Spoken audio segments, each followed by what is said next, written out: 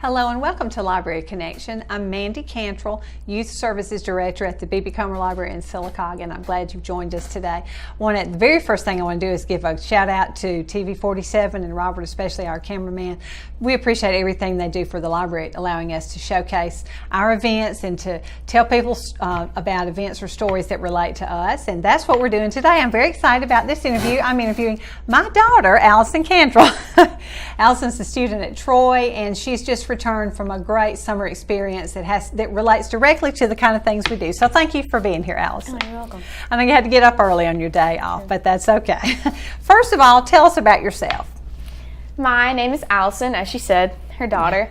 I go to Troy University. I will be a senior this coming fall, and I will graduate in May. And my major is elementary education.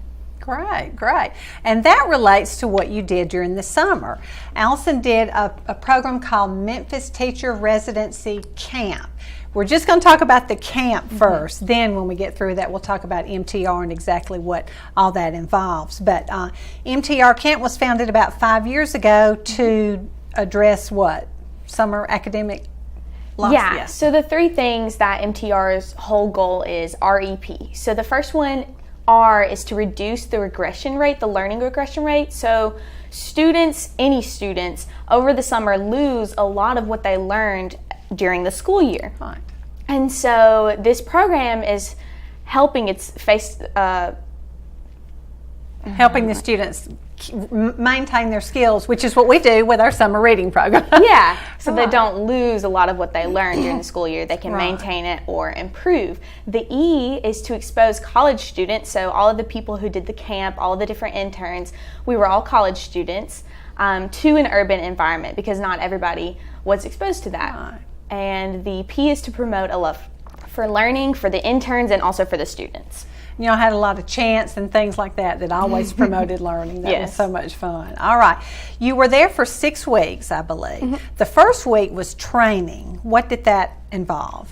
Okay, so training was a lot of waking up early, sitting in a room, and having a lot of people who worked in Memphis, who worked for different service organizations, come and talk to us. They told us about the city of Memphis. They told us about what MTR does, what it's all about, who we're working for, what's expected of us, and we had training on how to spot sexual abuse because of the neighborhood that our students were from. We had to be aware of that, how to report that, and we had a lot of people come in and speak to us to encourage us and to just give us more information about what we were doing and why we were doing it. That's perfect because you got to know about the kids you're going to be serving. That's great. Now, you were one of how many interns? 24. 24. From where? Oh, we were from all over. So there were 3 of us from Alabama. A lot of people were from Chicago, from Illinois. We had someone from Iowa, Boston, Massachusetts, Kentucky. We're from all over. Wow, that was fun, I bet. It was really fun. I know. They provided you a place to live, and we were there when they moved in. Everything was just really exciting. They had the mics out, welcoming everybody. It started like a camp to me that first day. So your roommates were from all over, right? One from Kentucky, Boston, Massachusetts, and from Mobile, Alabama. Oh, okay, good. That's fun. Now, y'all met that week. You learned how they want you to write lesson plans because y'all had, just like a real teacher, great experience. You had to write lesson plans every week and things like that. Now, were you reading or math? I was a reading teacher, so just the 2 academics that we focused on were reading and math. Okay. Now, the first week, the first week of camp, it was a 5-week camp, I believe. Y'all did testing to see whether you didn't, but your site leader, I think, did. Yes, so the group leader for whichever group I had, and the groups were categorized by a color and by an animal. So I was in charge of the orange iguanas and the purple parrots. And so as I was teaching the class, the group leader for the group would pull students out and they would do sight word testing. And so they would just have booklets with a bunch of sight words that the students had to read out. And then for math, they had different tests. Right. What grades were your students? I had students ranging from going into 2nd, 3rd, and 4th grade. Okay. So kind of grouped by age, by reading level too. All right. So y'all did the testing and found out where your kids were, and you did different activities during the week. Yes. Yes. Now, we're going to talk about the reading and we're going to look at the books in a few minutes, but this was not like school, was it? Exactly. No, I know you had your own classroom. Coach Al. Right? Yes. We were all called Coach something, and so I thought Coach Al would be fun. That was fun. So you were a coach, and I almost lost my train of thought there. Y'all did. You had a week of training, and then the first week was registering kids, because the parents had to pay a small fee, didn't they, to come, had to agree to bring their kids and things like that. And y'all did things, like I said, it was not like school. Part of it was a little bit of reading, a little bit of math, but y'all also did chants and fed them. What'd y'all do? Yeah, so as the students were coming in, I was on my laptop and I was registering students, and they would come into the cafeteria. Oh, you met at the school where those children went. At the school that most of the students went to, Kingsbury Elementary. So the students would come in, they would eat their breakfast, and then we would have a hype pit. So yes, we're teaching them academics, but we also wanted to be a really fun environment for students to get hype for learning. So we did chants about learning, we did chants for each of the different color groups to get them super excited and to get a lot of their energy out. And we'd have our morning meeting where we would chant good morning, we'd talk about the word of the week, we'd talk about everything, and then they would go to their academic rotation. Wow. But you fed them breakfast and lunch, I think you said. One field trip? Yes, the very last day we went to Shelby Farms, which is just a beautiful land area near Memphis. They have buffalo. We went on a nature walk. We learned about all the different animals that Shelby Farms has, and we played a lot on the playground, which was really fun for the kids. Wow. So it was like maybe 9 to 3, the hours or something like that as you were there. So almost like a school day, but yet a little bit of camp thrown in there. You had dress-up days and things like that. So fun. Great. Now your kids were 1st through 5th grade, you said, and they were all from a specific area there near Kingsbury was your school. And I think I read that area, the Graham Heights area, as far as the neighborhood goes, is one of the most diverse areas in Memphis.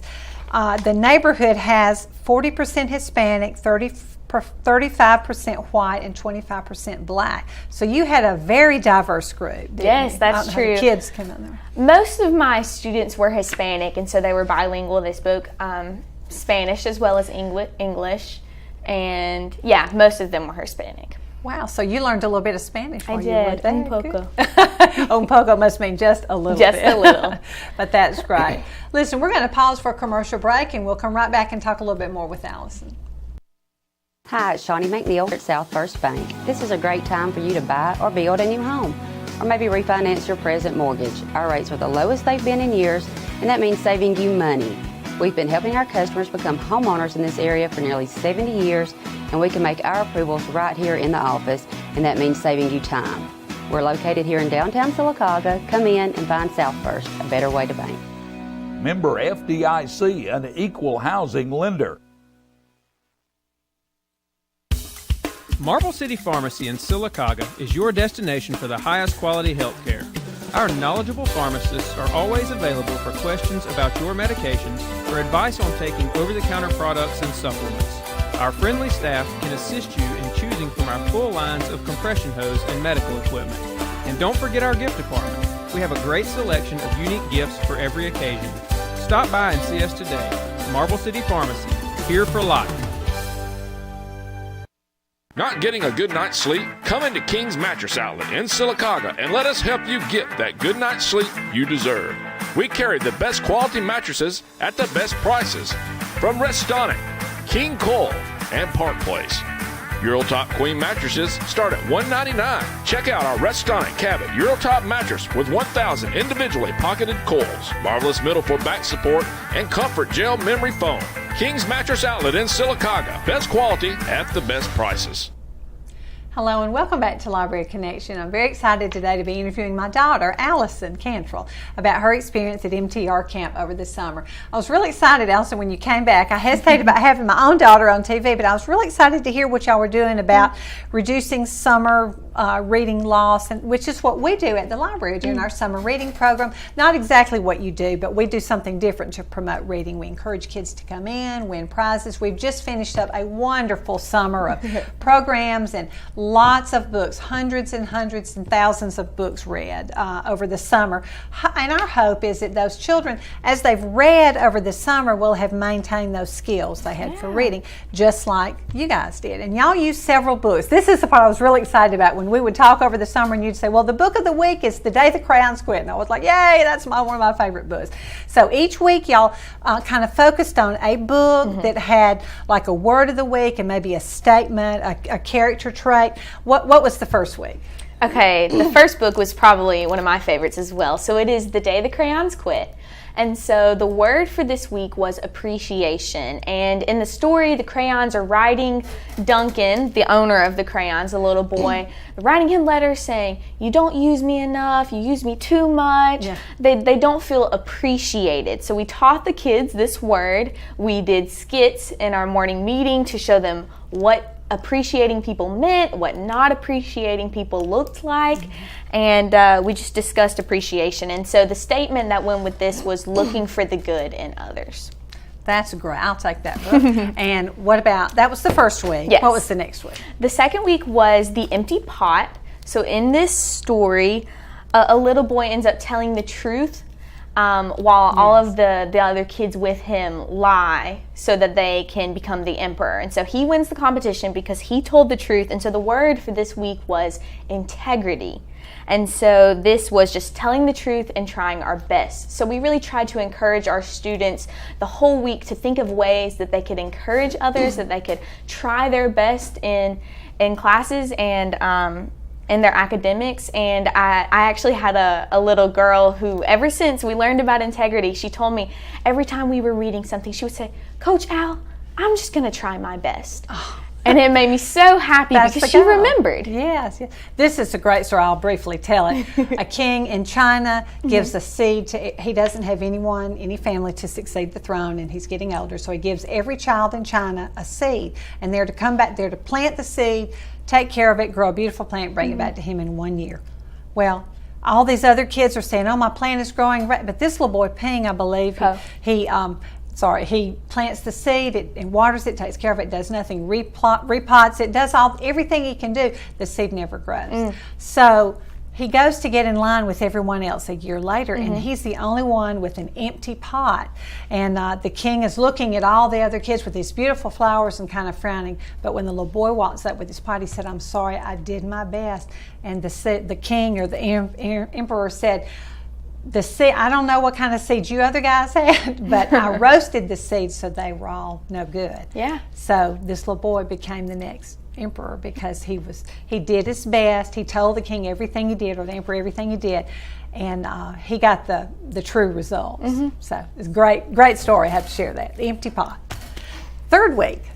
Okay, the third week was the book Harvesting Hope, and it's about Cesar Chavez. And so Cesar was Hispanic who's living in the U.S., and he was working on a farm. His whole family was. And so his living conditions were terrible. His working conditions were terrible. He did not get paid a lot of money, and it was really miserable. And so he had the courage and self-assurance was our word, believing in himself, to rally a lot of people who were facing the same problems as he was, and to go on a march so that they could have better working conditions, and it worked. A peaceful, he said nonviolence. A nonviolent march.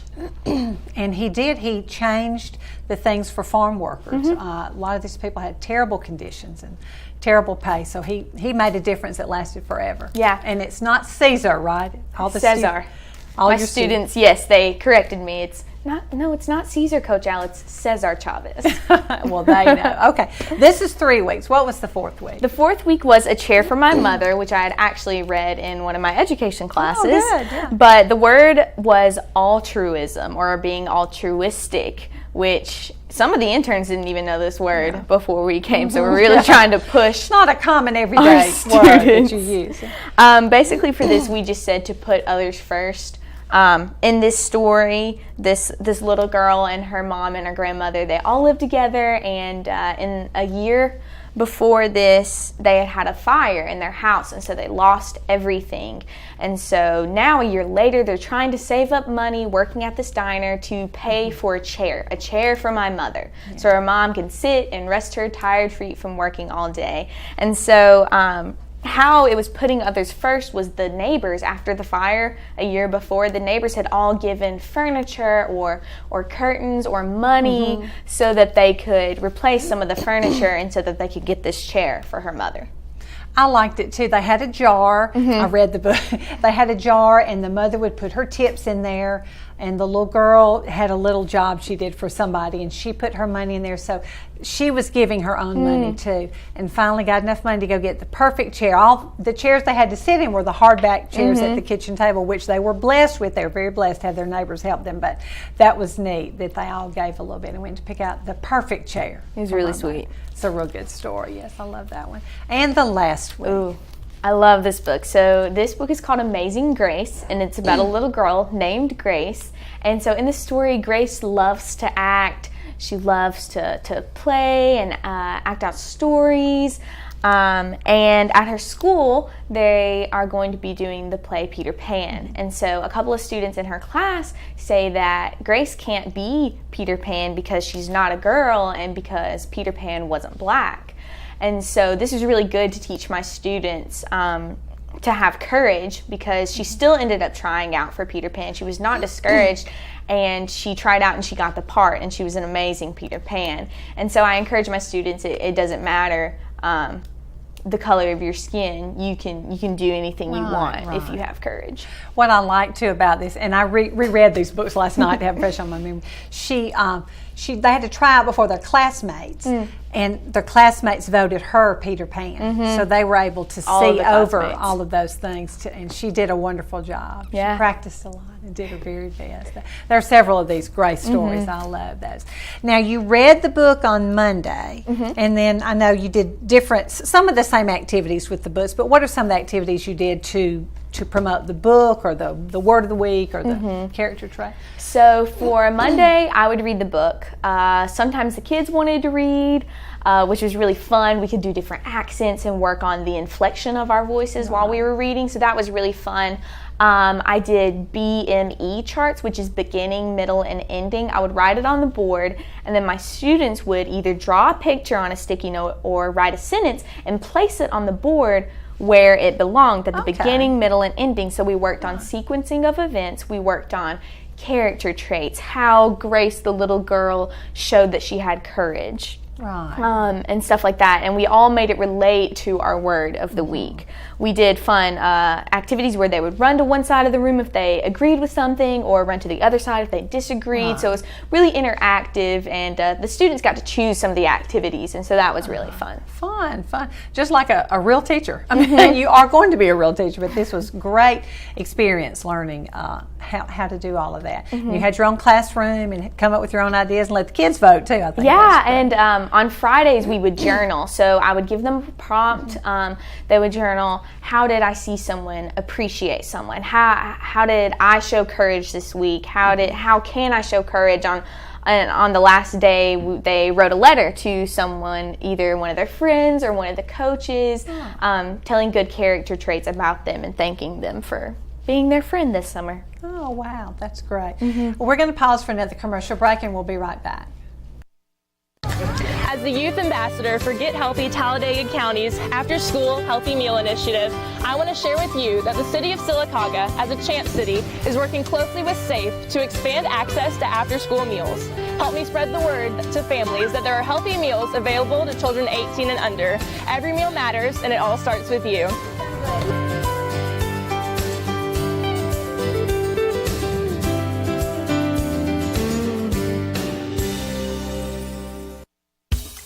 Marble City Pharmacy in Sylacauga is your destination for the highest quality health care. Our knowledgeable pharmacists are always available for questions about your medications or advice on taking over-the-counter products and supplements. Our friendly staff can assist you in choosing from our full lines of compression hose and medical equipment. And don't forget our gift department. We have a great selection of unique gifts for every occasion. Stop by and see us today. Marble City Pharmacy, here for life. Hi, it's Shawnee McNeil at South First Bank. This is a great time for you to buy or build a new home, or maybe refinance your present mortgage. Our rates are the lowest they've been in years, and that means saving you money. We've been helping our customers become homeowners in this area for nearly 70 years, and we can make our approvals right here in the office, and that means saving you time. We're located here in downtown Sylacauga. Come in and find South First, a better way to bank. Member FDIC, an equal housing lender. Hello, welcome back to Library Connection. I'm Mandy Cantrell. I'm talking with my daughter Allison Cantrell about her experiences in Memphis this summer at MTR camp, helping kids maintain their reading skills during the summer. Well, we talked about all the books you did and the different activities you did with books. What else did you do to help the children you were a reading teacher, so what else did you do to help them maintain their reading skills? Yes, ma'am. So after we read our book and did the activities with that, I would have a time where half of the students would go to Raz Kids, where they would work on the computers and read books, earn coins and badges, and the kids loved that. They would come back into the classroom, they'd be like, Coach Al, this is what I learned today on the computer. So they were also reading there, and the other half of the students would be split between me and the group leader, and we would have a small group so we could really work on their reading and their fluency and their comprehension. So we had little books that we would read with them, just fun little books, and then we would do activities before and afterwards, talking about vocabulary, sight words, sequence of events, stuff like that. Right. Y'all had sight word booklets and things like that you did. I know that was fun. Did different activities with the sight words and spelling them out. And what else did you do with that? After guided reading, and then both students had gone to Raz Kids, I would have all the kids back in my classroom, and they would go to different stations at different tables in my classroom. And so this was to practice our sight words. Wow. They would all have their little booklet with their name on it, whatever level they were at, and they would come to one and they would do a rainbow write, where they would write the word in one color, write it again, and write it another time in a different color. And so they would be practicing saying and writing and reading the words. Then they would rotate to whiteboards where they would write a sentence with a different sight word and underline the word. And then my favorite one was the sight word cafe, where they would take these magnet letters on a paper plate and rearrange them to spell out the word, and then they'd be like, Coach Al, your food is ready, and then I would come and gobble it up. Oh, fun. They enjoyed that. And then the shaving cream was one of their favorites. Yes. So the last week I went all out. We played with shaving cream. We spread it out, and then we wrote our sight words, or we wrote courage, which was the word of the week, and it was a mess, but it was super fun. Just repeating those sight words, and that's what it takes for them to remember them. That's great. Now, you also did something called creative exploration. Yes. What was that? So this was less on the academic side and more on the camp side. So after our 2 rotations of academic block, the students would go to lunch, and then we would have yet another hype pit where we would have dances and songs and just get a lot of our energy out, lots of chanting. And after that, we would go to 3 rotations, 30 minutes each, called creative exploration. And so one of those rotations was recess outside. The kids just needed to just run outside and be kids. And then the other 2, the interns, we would come up with a lesson that we wanted to teach our students for the week. And so I actually had the first week, which was kind of intimidating, but so fun. And so I taught about the 5 senses. And so every day we learned about a new sense. So the first day we learned about sight. And we learned some fun facts, and we all wanted to appreciate our sight, and so we would put on a blindfold, and we played blindfold games. We did a self-portrait with our eyes closed, and we looked super silly. And so afterwards I would be like, don't you appreciate that you can see? And I would try to incorporate the word of the week, appreciation, as well. And for touch, I had a box, and I had students lined up on either side, and they would put their hand in and they would guess what was in the box, which was super fun. We had a wig, we had rice, we had a sponge, and the kids had crazy guesses. That was really exciting. And my personal fave, and I think a lot of the students' favorite one, was painting with Kool-Aid. So we got little Q-tips and our little cups of Kool-Aid, and they would paint with them. And then this was for smell, because then you could smell the paper, and it would smell like strawberry, grape, cherry, and the kids really loved that. How fun. And each intern came up with their own thing. You had some playing soccer. Oh yeah, for the World Cup. Yeah, Uh-huh. yeah, for the World Cup, the kids play soccer, they learn drills, they watched the World Cup and ate popcorn one day. We made art journals where we got leaves and flowers outside and put them in their own journal. We learned sign language because we actually had an intern from Memphis, one of my closer friends. And she was deaf. She was born deaf, and so she had cochlear implants, and so she taught the students sign language. And another one of the guys also helped teach sign language another week, and the students loved that. They'd run up to me and they'd be like, "Coach Al, I can do my name," and they would sign their name in sign language, or they learned their different chants like orange, iguanas. They loved it. Fun. Well, this was the reading part. There was also another math segment too. Yes. Now we've talked about MTR camp, but we'll talk about MTR for just a couple of minutes. MTR is Memphis Teacher Residency. Can you kind of explain what that is? So Memphis Teacher Residency is a residency program that you can apply for.